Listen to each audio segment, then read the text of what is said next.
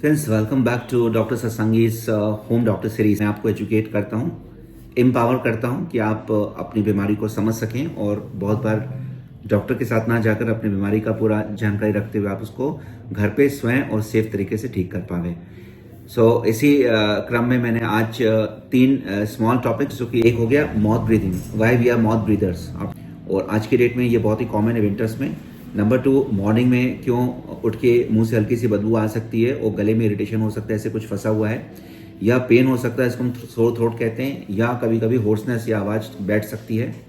और तीसरा टॉपिक जिसमें आपको हल्का सा सोर थ्रोट तो होगा, साथ में लगेगा जैसे पीछे कुछ डिस्चार्जेस इकट्ठा है और नाक के पीछे से वो टपक रहे हैं, जिसको पोस्ट नेजल डिप कहते हैं हम। साइनसेस का पेन भी हो सकता है, कभी कभी झिल्लियों के मोटे होने के कारण, स्पेशली विंटर्स में साइनसेस ब्लॉक होती हैं और नेशनल डिस्चार्जेस इतने बढ़ जाते हैं कि उसके कारण वहाँ पे पेन हो सकता है प्रेशर के अंतर्गत, या सेंसिटिव नोज में वेजोमोटर रिनाइटिस में भी आपको ऐसी स्थिति पैदा होती है जिसमें आपके नाक से डिस्चार्ज पीछे की तरफ आता है। और माउथ ब्रीदिंग करने से ये कंडीशन खराब होने पे आपको रात में भी मुंह सूख सकता है और सुबह गले में इरिटेशन और खांसी चल सकती है। तो फ्रेंड्स, ये तीनों टॉपिक जिसमें माउथ ब्रीदिंग, गले का इरिटेशन, तीसरा irritation and cough, post nasal tip, ये इन्वॉल्व हैं।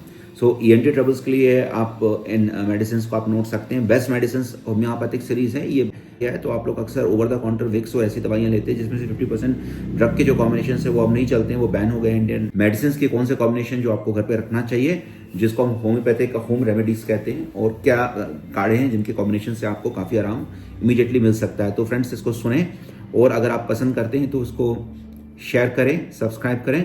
और देखिए, मेडिकली जो भी मुझे बताना होता है वो मेडिकली मैं आपको जस्ट बताता हूँ जो रीजनेबली मेडिकली क्वालिफाई करता है। मेडिकल साइंस में लाइक अनलाइक पेशेंट के एंगल से बहुत बढ़िया नहीं, लेकिन अगर आपको जानकारी अच्छी लगती है तो आप जरूर इसको शेयर करें। फ्रेंड्स, कमेंट भी लिखें जिससे हमें लगे कि आपको और क्या जानना है। Not talking about mouth breathing, mouth breathing का सबसे कॉमन रीजन जो होता है वो एलर्जीज होती है जो इस मौसम में होती है।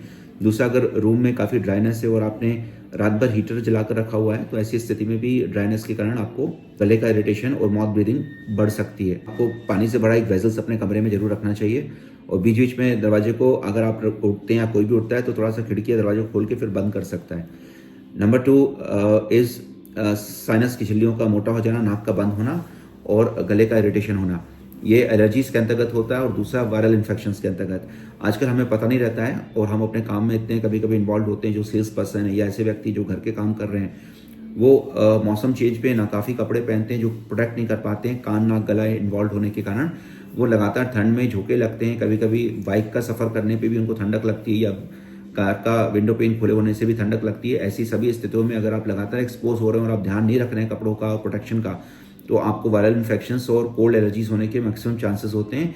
मैनिफेस्ट करता है ये सोर थ्रोट, नाक की इरिटेशन, छींक, और इसके बाद साइनस का पेन, झिल्लियों का मोटा होना, और काफ़ी दिनों तक पोस्ट नेजल ड्रिप्स, गले के इरिटेशन के साथ ही आपका पूरा 2-3 महीने खराब कर सकता है। और अच्छे ढंग से प्रोटेक्ट करें गले को, कान को प्रोटेक्ट करें। यहाँ पे बाहर जा रहे हैं, जापान में एक कॉमन अडेज है, कहावत है कि आपने सोल्स को और कान को प्रोटेक्ट कर लिया तो आपको ठंडक नहीं लगेगी।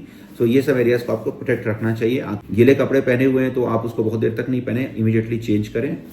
इन चीज़ों का ध्यान रखने से आपको विंटर्स में एलर्जीज और कोल्ड इन्फेक्शंस के चांसेस कम हो जाते हैं। पॉलिप्स आ गई हैं आपको नाक के अंदर, नेजल डिस्प्लेस, सेप्टम है आपका, नाक की हड्डी टेढ़ी है और ऐसी स्थितियां हो रही है, तो उसमें भी होम्योपैथिक मेडिसिन कारगर रहेगी।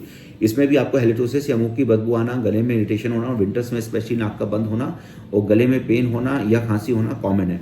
नाक काफ़ी सेंसिटिव है, ऐसे सभी केसेस में आपको हल्का सा ऑलिव ऑयल या बादाम का तेल को नाक में स्मीयर करना चाहिए। देखिए, नाक को अच्छे से दिन में 3 बार स्मीयर रखिए। गले को प्रोटेक्ट करने के लिए आप नमक के पानी का गार्गल ले सकते हैं, या उसमें echinacea mother tincture, phytolacca mother tincture और हाइड्रास्टिस मदर टिंचर की 10-10 ड्रॉप्स आप डाल के गले को 3 या 4 बार आप दिन में गार्गल कर सकते हैं। इससे आपके थ्रोट और वाल्डियर रिंग्स, मतलब जो थ्रोट में एडिनाइट्स हैं और जो टॉन्सिल्स हैं, वो प्रोटेक्ट रहेंगे।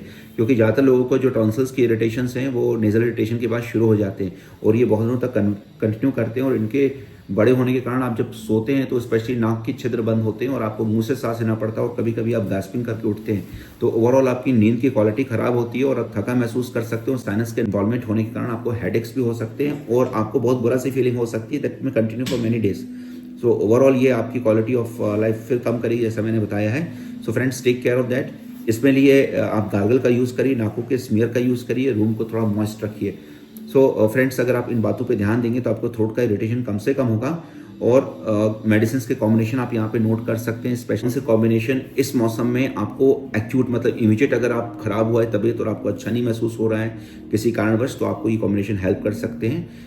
Number 1 एकोनाइट 1M, number 2 Rhus tox 30, number 3 एरम ट्रिफ्लम 30, number 4 जैसीमियम 30, number 5 Bryonia 30, number 6 काली बैक्रोमिकम 30।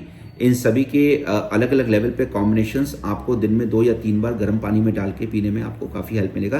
कैसे लेना चाहिए और कितना लेना चाहिए, दैट्स कॉल्ड पोस्कोलॉजी। पोस्कोलॉजी इज इश्यू है जो कि डॉक्टर अपने एक्सपीरियंस पे डेवलप करता है, तो मैं आपको इस तरीके से नहीं बता सकता हूँ। फिर भी आप इन दवाइयों के सिनर्जिस्टिक कॉम्बिनेशन या इनको आप कैलक्रिया फॉस या फेरम फॉस 6X में डाल के एक कॉम्बिनेशन आप सिंपल बना सकते हैं। उसकी 6 गोली दिन में 3 बार गर्म पानी में डाल के आप ले सकते हैं, इससे आपको काफ़ी आराम रहेगा।